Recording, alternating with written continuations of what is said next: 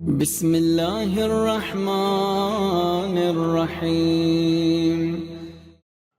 سورہ مبارکہ الکوثر ہے، اور اس سے کون واقف نہیں؟ جو کوثر سے واقف نہیں وہ لگتا ہے کہ رب دو جہاں سے واقف نہیں، اس لیے کہ اسے اندازہ ہی نہیں کہ خدا کے کرم کی انتہا کو کوثر کہتے ہیں۔ کرم کی ابتدا سب جانتے ہیں، کرم کی انتہا کون بتائے گا؟ اس میں کیا شک و شبہ ہے کہ سورہ مبارکہ کوثر قرآن مجید کا ترتیب شمار قرآن کے اعتبار سے اس کا نمبر 108 ہے، اور ترتیب نزول کے اعتبار سے دو روایتیں الگ الگ، شاید ایک مناسبت کے اعتبار سے کہہ لیجئے کہ 15واں سورہ ہے قرآن مجید کا سورہ کوثر نزول کے اعتبار سے، اور شاید 15 ہی ماہ رمضان کی رات آ گئی ہے۔ سورہ عادیات کے بعد نازل ہوا اور سورہ تکاثر سے پہلے نازل ہوا۔ سورہ کوثر مکۃ المکرمہ میں نازل ہوا، مشہور قول یہی ہے، گرچہ اکرمہ اور ابن ضحاک نے اس کے خلاف بات کہی ہے کہ یہ مدینہ منورہ میں نازل ہوا۔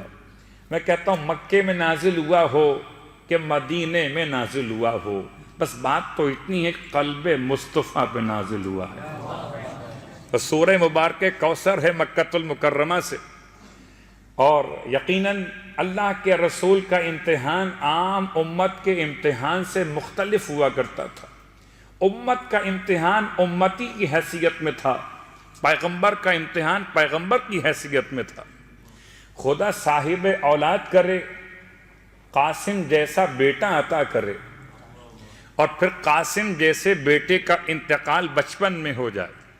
خدا بیٹا عطا کرے عبداللہ کے نام سے جسے طاہر بھی کہا گیا، اور پھر اس کا انتقال بھی بچپن میں ہو جائے۔ اور آپ سمجھ سکتے ہیں کہ انسان کی اگر پہلی اولاد کا انتقال ہو جائے اور وہ بھی بیٹا ہو تو انسان کتنا زیادہ ڈسٹرب ہو سکتا ہے ان معاملات میں کہ جن میں اولاد کی محبت برحال انسان کو پریشان کرتی۔ اور یہ تو قرآن کی واضح آیت کہ انما اموالکم و اولادکم فتنہ، کہ تمہارا مال بھی اور تمہاری اولاد بھی تمہارے لیے آزمائش کا ذریعہ ہے۔ تو اللہ کے حبیب سے اللہ نے کیا امتحان لیا کہ ایک بیٹا دیا واپس لے لیا، قاسم دیا واپس لے لیا، مگر ابو القاسم بنا کے چھوڑ دیا۔ طاہر دیا دے کے واپس لے لیا، مگر ابو طاہر بنا کے چھوڑ دیا۔ تو طاہر کے باپ کو محمد کہتے ہیں، قاسم کے باپ کو محمد کہتے ہیں۔ اب اگر کوئی سمجھتا ہے کہ اس میں بچے کمزور پیدا ہوئے ہوں گے اس لیے انتقال ہو گیا ہوگا، صحیح فیڈ نہ ملی ہوگی اس لیے انتقال ہو گیا ہوگا، نزلہ زکام زیادہ ہو گیا ہوگا، توجہ نہ کی ہوگی اس لیے انتقال ہو گیا ہوگا، لا حول ولا قوت الا باللہ۔ یہ خدا کے اندازے ہیں، خدا کی حکمتیں ہیں، وہ کچھ دیتا ہے کچھ لیتا ہے، پھر بہت کچھ دیتا ہے۔ اب انسان اگر منزل صبر پر رہے تو انسان کو خدا بہت کچھ دیتا ہے۔ اس لیے پیغمبر ختم یہ مرتبہ صلی اللہ علیہ وآلہ وسلم پورا واقعہ بیان نہیں کرنے والا، خالی ایک لفظ تک آپ کو پہنچانا ہے کہ اللہ کے رسول کی شان مقدس کی توہین کرتے ہوئے عاص بن وائل نے پیغمبر کو ابتر کہہ دیا تھا، یہ آپ کے علم میں ہے۔ اور ابتر براہ راست نہیں کہا تھا، سامنے منہ در منہ نہیں کہا تھا، بلکہ مسجد حرام کے دروازے پر پیغمبر سے یہ بات کر رہا تھا، پیغمبر اندر آ رہے تھے، یہ باہر جا رہا تھا، یا اس طرح اس کے بالعکس۔ اور جب بعد میں کسی سردار مکہ نے اس سے پوچھا کہ تو دروازے پر کس سے بات کر رہا تھا، تو اس نے اس سردار مکہ سے کہا تھا کہ میں ابتر سے بات کر رہا تھا۔ یعنی پیغمبر کے سامنے یہ جملہ آپ کی دو بدو استعمال نہیں ہوا، بلکہ پیغمبر کو اذیت پہنچانے کے لیے یہ جملہ مشہور کیا گیا کہ آپ ابتر ہیں۔ ابتر کا مطلب خدا نہ خواستہ کلمہ فحش نہیں ہے، کلمہ سب و شتم نہیں ہے، یہ کلمہ بد دعا کی طرح سے کہہ لیجئے، یا یوں سمجھیے کہ جس کی نسل منقطع ہو جائے، جس کی دم بریدہ ہو، یعنی ختم ہو جائے آگے بڑھنے کا حوالہ، عرب اپنی زبان میں اس کو ابتر کہتے تھے۔ تو اس لیے پیغمبر کو کہ آپ کے دونوں بیٹے ہی انتقال کر چکے، تو اب بیٹوں کے انتقال کرنے کے بعد عجیب کافر تھے جو خدا یہ 2 بیٹے دے سکتا ہے، تو کیا وہ خدا اور بیٹے اور بیٹیاں اپنے حبیب کو نہیں دے سکتا تھا؟ ابتر کہہ رہے تھے پیغمبر کو۔ اور یہ خدا کا مزاج عجیب ہے، اگر کوئی خدا کو کچھ کہے تو پیغمبر جواب دیتے ہیں، اور اگر کوئی پیغمبر کو کچھ کہے تو خدا جواب دیتا ہے۔ بس اب جس کو پیغمبر سے دشمنی مول لینا ہو تو سمجھ لے کہ پیغمبر تو جواب نہیں دیں گے، خدا جواب دے گا۔ خدا نے کیا جواب دیا؟ سرزمین مقدس مینا پر اللہ کے حبیب پر سورہ کوثر، سب سے مختصر ترین سورہ پورے قرآن مجید کا، سب سے مختصر ترین سورہ سورہ کوثر، جو بسم اللہ الرحمن الرحیم کے علاوہ 3 آیتوں پر مشتمل ہے۔ اس سے چھوٹا اور کوئی سورہ خدا نے رکھا ہی نہیں، یعنی ایک خبر دینے کے لیے پورا سورہ بنا دیا۔ ورنہ عام طور پر سورے مختلف عناوین کو لیے ہوئے ہوتے ہیں، ایک عنوان نہیں اس کے اندر ہوتا ہے، مگر یہ سورہ عجیب ہے، شروع ہوتا محمد سے ہے، ختم ہوتا محمد پر ہے، شروع ہوتا تولنا سے ہے، ختم ہوتا تبرہ پر ہے۔ ان شانیہ کا صلوات پڑھے محمد و آل محمد۔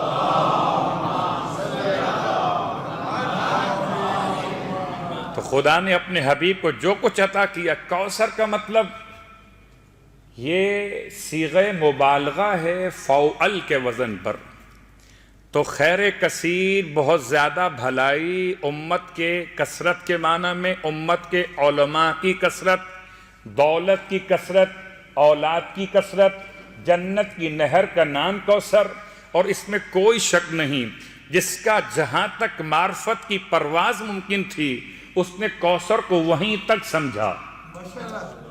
کسی نے دولت کو سمجھا کوثر، کسی نے جنت کی نہر کو سمجھا کوثر۔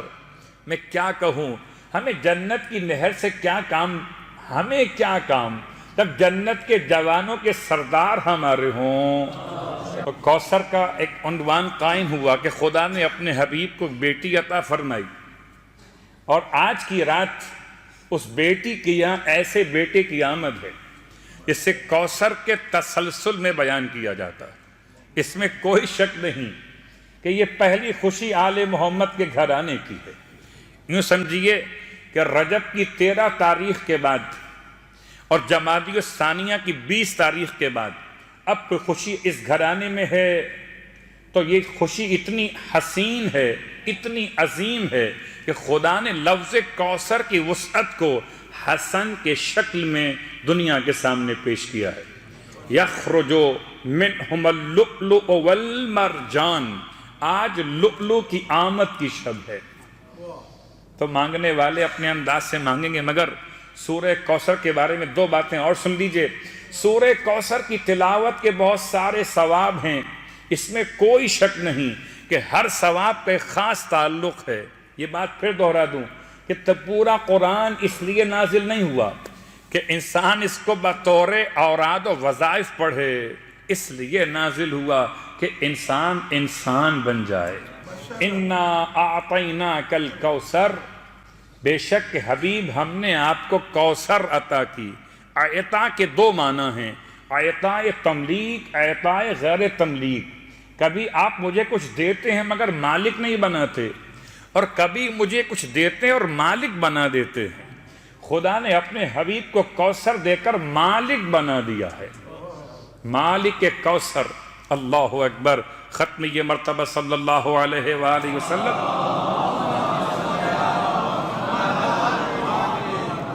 سورہ کوثر کی تلاوت کے کچھ فائدے آپ کی خدمت میں بیان کر دوں، یہ بات سمجھاتے ہوئے کہ پروردگار عالم کی عطا اپنے گھر میں بیٹی کی آمد میں خوشیاں منائیے کہ خدا نے پیغمبر کی بیٹی کو کوثر کہہ کر بیٹوں کا لائن سے اس انداز سے ہدایت کا عنوان مکمل کیا، قسم بخدا ایسی بیٹی اس کے بیٹے جنت کے جوانوں کے سردار بن جائے۔ اب کیا کرنا چاہیے؟ فَصَلِّ لِرَبِّكَ وَانْحَرْ، ایک نماز کی تاکید ہے، ایک قربانی کی تاکید ہے۔ إِنَّ شَانِئَكَ هُوَ الْأَبْتَرُ، سورہ کوثر کی تلاوت کے کچھ فائدے علماء نے بیان کیے بروایت ابی بصیر امام جعفر صادق علیہ السلام۔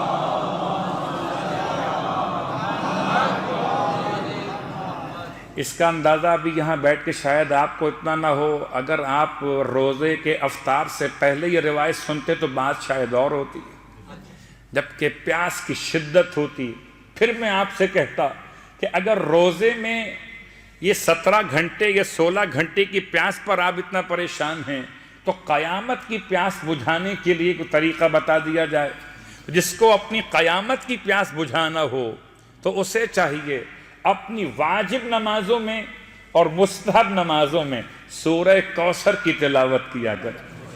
اگر یہ سوچ کے سورہ کوثر پڑھ رہے ہیں کہ مختصر سورہ ہے تو ثواب نہیں ملے گا، نماز تو ہو جائے گی مگر یہ ثواب اس کے لیے نہیں ہے۔ ہاں فضیلت کو جان کے پڑھیے تو بات اور ہے، مختصر سمجھ کے پڑھیے تو بات اور ہے کہ انما الاعمال بالنیات۔ سورہ کوثر کی تلاوت اگر انسان اپنی واجب نمازوں میں اور مستحب نمازوں میں انسان اس کو بجا لائے تو امام فرماتے خدا 2 فائدے 2 نعمتیں اس کو عطا فرماتا ہے۔ ایک تو قیامت کے دن اسے خدا قیامت کی پیاس سے بچا لیتا ہے کوثر عطا کرتے ہوئے، اور خدا اسے جنت میں ختمیہ مرتبت کے جوار میں جگہ بھی دیتا ہے۔ تو جس سے وہاں جگہ چاہیے ہو وہ اپنی مستحب نمازوں میں واجب نمازوں میں سورہ کوثر کی تلاوت کرے۔ کبھی کبھی انسان پوچھتا ہے مولانا اس کے علاوہ بھی اور سورہ کوثر کے فضائل موجود ہیں، جن میں اگر بطور علاج انسان چاہتا ہے کہ چہرے پر کبھی ہو سکتا ہے کچھ ایسی کیفیات واقع ہو جائیں، نشان واقع ہو جائیں اور چہرہ انسان کا کچھ بدنما سا ہو رہا ہو، تو قرآن مجید کا ہر سورہ معتبر ہے اپنے مقام پر پڑھنے کے لیے، لیکن سورہ کوثر اگر انسان اس سورے کو تلاوت کرے 14 مرتبہ اور 14 مرتبہ پانی پر دم کر کے اس سے چہرے کو دھو لے تو اس کا چہرہ خدا کی طرف سے روشن تر ہو جائے گا۔ یہ کبھی کبھار اس طرح کی چیزیں بیان کرتے ہوئے ذرا سوچنا پڑتا ہے کہ اگر کوئی مومن کسی کریم وغیرہ کاروبار کر رہا ہو تو مشکل پیش نہ آئے، صلوات پڑھے محمد و آل محمد۔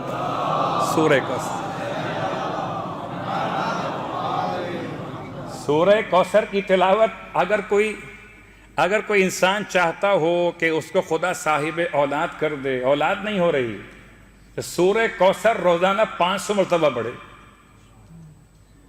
سورہ کوثر کی 5 تسبیحات پڑھے، 500 مرتبہ پڑھے تو خدا اس کو نعمت اولاد سے فیضیاب کر دیتا ہے۔ تو انسان اگر سورہ کوثر کی تلاوت پر توجہ رکھے تو اللہ کے رسول کا فرمان روایت کے اعتبار سے پروردگار عالم اس کو جنت کی نہر سے سیرابی عطا فرمائے گا، اور جتنے لوگ قربانی پیش کرتے ہیں ان کی قربانی کے 10 گنا زیادہ تعداد میں خدا اس پڑھنے والے کو اجر و ثواب بھی عطا فرمائے گا۔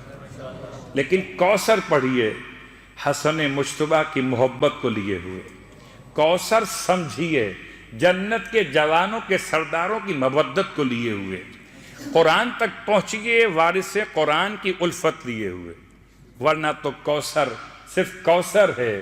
یہ کوثر خیر کثیر ہو جائے اگر حسن کا دامن انسان کے ہاتھ میں آ جائے۔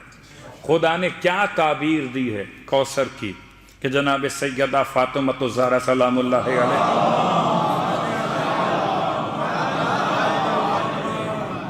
اتنی بڑی خوشی، شہزادی کونین کے آنگن میں آپ کے آغوش میں آنے والے شہزادے کا عنوان، اور اس میں کوئی شک نہیں کہ آپ نے 1000 مرتبہ سنا کہ نام کیسے رکھا گیا، کیا ترجمہ کیا گیا، کیا شبر و شبیر کی بات، کیا موسیٰ کے بھائی ہارون کی بات، اور کیا ختمیہ مرتبت کے عنوان سے نام رکھے جانے کے اختیار کی بات۔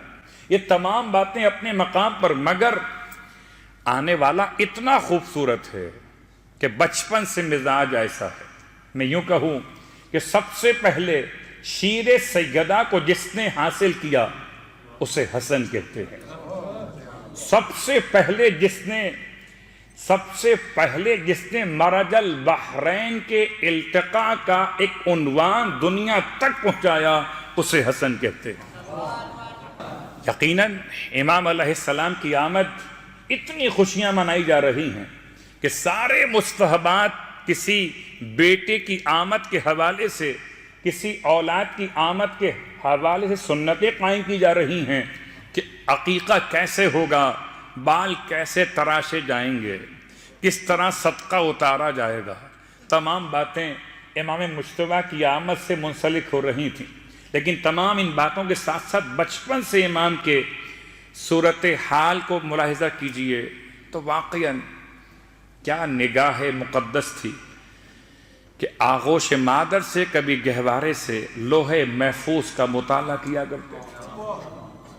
کیا بچپن کی شان، کیا کمسنی کی باتیں۔ سب سے پہلے اپنے نانا کی گود میں چڑھنے والے، کبھی نانا کی گود میں، کبھی نانا کے کاندھوں پر، اور کبھی حالت سجدہ میں نانا کی پشت پر، اور کبھی خطبہ دیتے ہوئے نانا کے اس وقت مجلس میں آپ کی آمد کہ جہاں اللہ کے رسول نے خطبہ روک کر امام حسن کو آغوش میں لیا۔ ان تمام مراحل پر اس حد تک گرچہ اشتباہ راویوں کو رہا کہ وہ خیال کرتے رہے کہ حسن کہیں کہ حسین کہیں، حسین کہیں کہ حسن کہیں۔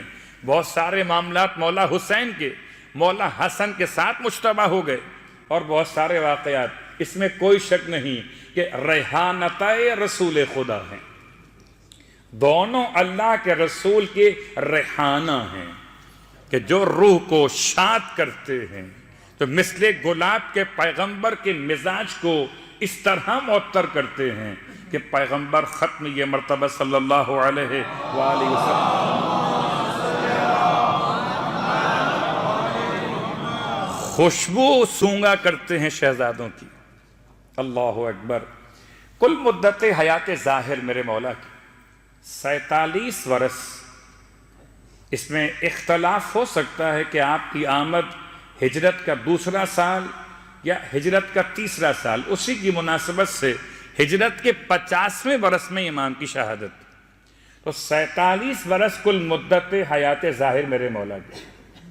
اور اس 47 برس میں آپ کے پہلے مربی کا نام مصطفیٰ ہے، دوسرے مربیہ کا نام فاطمہ زہرا ہے، اور تیسرے مربی کا نام علی ابن ابی طالب علیہ السلام۔